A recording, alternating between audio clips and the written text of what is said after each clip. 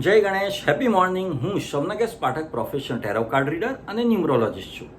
જે કોઈને પણ ફેમિલી, હેલ્થ કે ફાઇનાન્સ રિલેટેડ કંઈ પણ ઇસ્યુઝ હોય તો તેઓ મારી કન્સલ્ટન્સી લઈ શકે છે. મારા જે રેગ્યુલર વ્યુઅર્સ છે તેઓ માટે મારી પાસે એક ઓફર છે કે જે કોઈ પણ મારી કોઈ પણ એક યુટ્યુબ ચેનલનો કોઈ પણ એક વિડીયો 10 વ્યક્તિઓમાં શેર કરશે અને તેનો સ્ક્રીનશોટ મને વોટ્સએપ કરશે તો જે તે વ્યુઅરનો કોઈ પણ એક પ્રશ્ન છે તેનું હું નિરાકરણ ચોક્કસપણે આપીશ.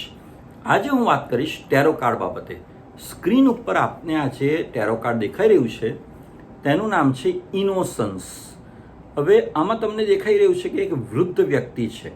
વૃદ્ધ વ્યક્તિ એટલે કે જ્ઞાનનો ભંડાર અને એકદમ નોલેજેબલ વ્યક્તિ, જ્ઞાની વ્યક્તિ, એક્સપિરિયન્સવાળો વ્યક્તિ અને જે દરેક પરિસ્થિતિને સ્વીકારીને અને બાળકની માફક ખીલી ઉઠનાર વ્યક્તિ. કારણ કે આપણે કહીએ છીએ કે વયોવૃદ્ધ વ્યક્તિ અને બાળક એ બંને સરખા કહેવાય.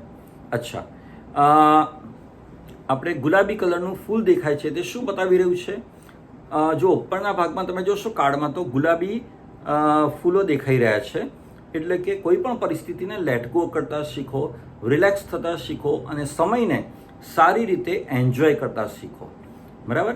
અચ્છા, આજુબાજુ બધી આમ પાંદડીઓ દેખાય છે તે શું બતાવી રહ્યું છે કે ટ્રસ્ટ એટલે કે સમય ઉપર વિશ્વાસ રાખો, પ્રભુ ઉપર વિશ્વાસ રાખો અને દરેક મુમેન્ટને એન્જોય કરો. નાની નાની જે પળો છે તમારા ફેમિલી સાથે, ફ્રેન્ડ્સ સાથે, રિલેટિવ સાથે, એ દરેક મુમેન્ટને એન્જોય કરો અને તમારા જે નિયરેસ્ટ છે, ફેમિલી મેમ્બર્સ છે, ફ્રેન્ડ્સ છે, તે લોકોને બિનશરતી પ્રેમ કરો.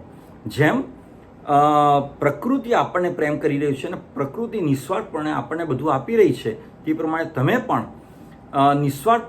નિસ્વાર્થપણે દરેક વ્યક્તિઓને પ્રેમ કરો. તમારે જે નિયરેસ્ટ છે તે દરેકને અને એક બાળકની માફક બિહેવ કરવાનું રાખો. એટલે કે એકદમ ઇનોસન્ટ, એકદમ ભોળા બનીને જે કંઈ પણ પરિસ્થિતિ છે તેને સ્વીકારતા શીખો.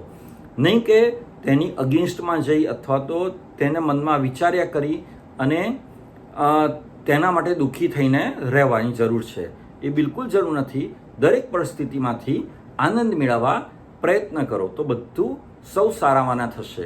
ખુશ રહો, મસ્ત રહો, સ્વસ્થ રહો. Thank you very much.